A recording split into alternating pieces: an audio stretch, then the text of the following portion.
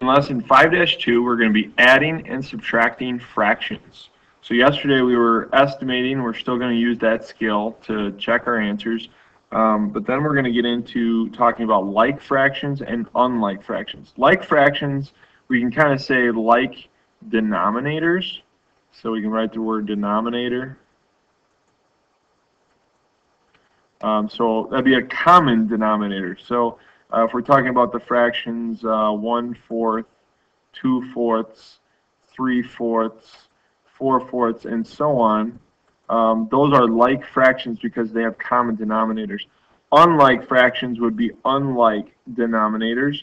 And so that'd be like 1/3 and 1/2 and 3/5. And these are unlike fractions because they do not have a common denominator. And so we'll actually be using some of the skills we learned in Chapter 4 in finding common denominators and things like that to be able to answer these questions.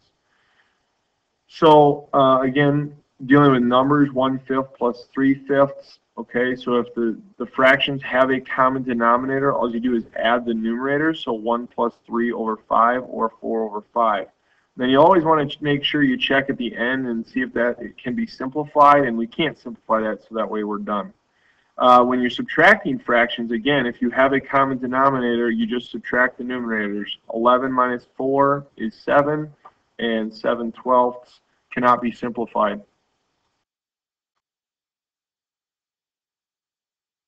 And then over here are some examples of how to do it algebraically. Again, the main idea here is that there are common denominators. So C is the same, so it just goes on the bottom. So we'll look at a couple examples, but first these are kind of the rules I'd like you to ask yourself in going through these questions.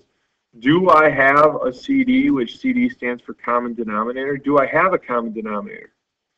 And if you say no, you go to the next question. If you say yes, then we can just go ahead and work out the problem. You can add or subtract the fraction.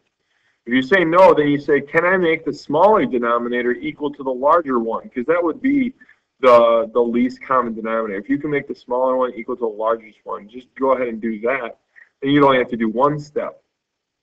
If you can't do that, if you can say no, then you have to find the LCD, the least common denominator, or the least common multiple between those two numbers, which there we can use the L method, or we could use prime factorization, or a couple of those different things. So let's go ahead and go through this. So step one, do I have a common denominator? Well, yes, I do. So that means I can go ahead and write, and again, you're always going to want to start by writing the problem, 7/12 plus 4/12. Okay, and then we can move this down a little bit. And you can see here, all in all, we have 7/12, so there's 7 of them, and there's 4 more. They're all the same parts. We can write 7 plus 4 over 12, and I would like you to have that in your notes, and that equals 11/12, and that's your final answer. We cannot simplify that any further. It does say write in simplest form, but we can't do anything with that. 11/12 is really close to 1. Now, if you think about what we did yesterday, 7/12, that's close to a half, and 4/12, that's pretty close to a half also. So 1/2 plus 1/2 equals 1. Or you could say this is 1, and this is 0, and 1 plus 0 is 1. So either way, we're getting really close to 1 here. So that's an example for you there. Now, subtraction, again, going back to our original thing. Do I have a common denominator? Well, they're both 6s. So again, I'm going to rewrite the problem. So 5/6 minus 1/6. Again, I would like your homework to look like this. And I'm going to write 5 minus 1 all over 6 because it is a common denominator. And then I can write 4/6. But the thing is with 4/6, I can simplify both of those by dividing by 2 on the top and the bottom. Remember, I'm not dividing by 2. I'm dividing by 2 over 2. So I'm going to get 2/3, and you can do that either by this, or you could use the L method and go 4 and 6, divide by 2, and you get 2/3 that way, and then there's your fraction. So either way, 2/3 is your answer. And so this kind of shows you again, you had 5/6, and you're subtracting 1 of the 6th away. And then when you look at splitting it up, we have 1, 2/3. So here's 1/3.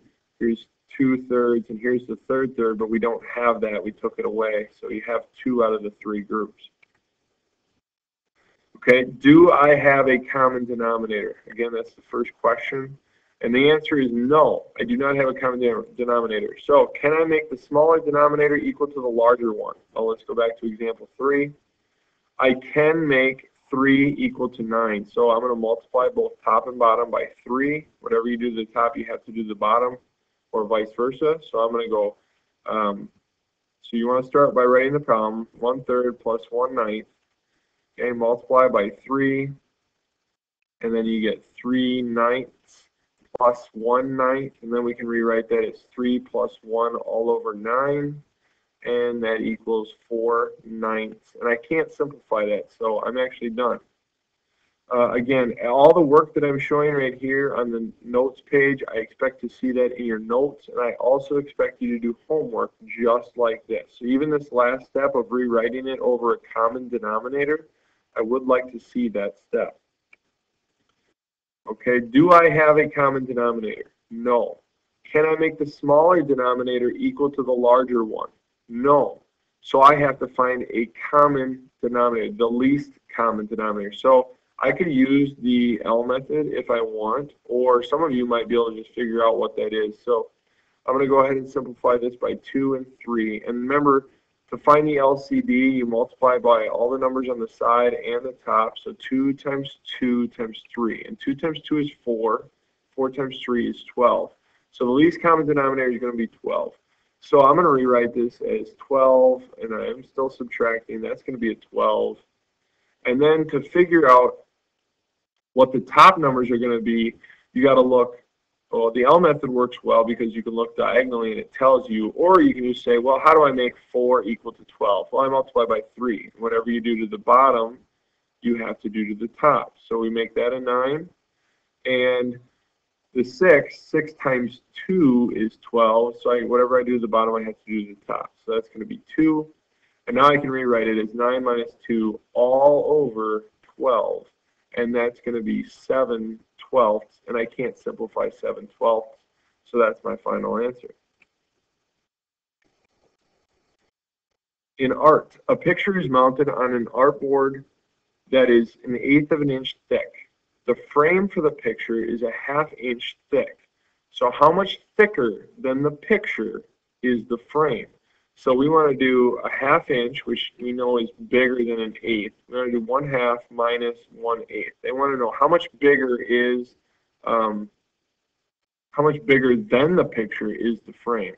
So the frame is 1/2 minus the 1/8. Well, do I have a common denominator? No. Can I make the smaller one equal to the larger one? Yes. I can multiply both top and bottom by 4 to get 4/8 minus 1/8. Notice I didn't do anything to this number because it already had an 8 as a denominator. And we know that 4/8 equals 1/2, so we really didn't change anything there. So we can rewrite this as 4 minus 1 all over 8, which equals 3/8. Now remember, we do have units here, so 3/8 of an inch thicker would be my final answer for this question. It is important that you have your units and your label here because it is a word problem. Example 6, Jean ate 5/12 of a pizza. Ambrose ate 1/3 of the pizza. How much pizza did they eat altogether? Altogether, that's an addition word. So I'm going to take 5/12 plus 1/3. Okay, do I have a common denominator? No. Can I make the smaller denominator equal to the larger one? Yes. I can multiply both top and bottom by 4. So I'll rewrite it as 5/12 plus 4/12. Now I can rewrite the numerator as 5 plus 4 all over 12, which equals 9/12. And I can actually divide both of those by 3. And that equals 3/4 of the pizza. Okay, so we had to do a little bit of extra work there at the end because I had a fraction that I could simplify, and you always want to simplify your fractions. Even if this problem didn't say write it in simplest form, you always want to simplify your fraction at the very end. So here we had to rename our fraction, and then we could add it, and then we needed to resimplify it back down to be, with our units, 3/4 of the pizza. Okay, and for our last slide, we have two examples. Here we do have a common denominator, so 5 plus 7, we can write it as 5 plus 7 all over 8, and that gives us 12/8. Well, that's actually an improper fraction. And whenever I have an improper fraction, I can actually make a whole there. So I can make one whole. So we can make one whole, and when you make one whole, you'd have to take 8 away from the 12. So you actually have 4 left, and those 4 are still out of the 8. And I know this 4/8 I can divide by 4 for both of those. So I'm going to get 1 1/2 for my final answer, for example, 7. So for this question, we're kind of going the other way. Here we had more than a whole, and we broke it down from an improper fraction to a mixed number, 1 1/2. Now we have a whole, and we're subtracting a part. Well, you know, whenever you're working with these, the first question is, do I have a common denominator? Well, I don't even have this into a fraction. So if I'm going to put this into a fraction, I might as well make it a common denominator. Well, 1 is the same as 7 sevenths. 7 sevenths equals 1. And so I'm going to subtract 5 sevenths, and then I'm going to rewrite it as 7 minus 5 all over 7, and that's going to equal 2 sevenths. Okay, so that's our last example for today.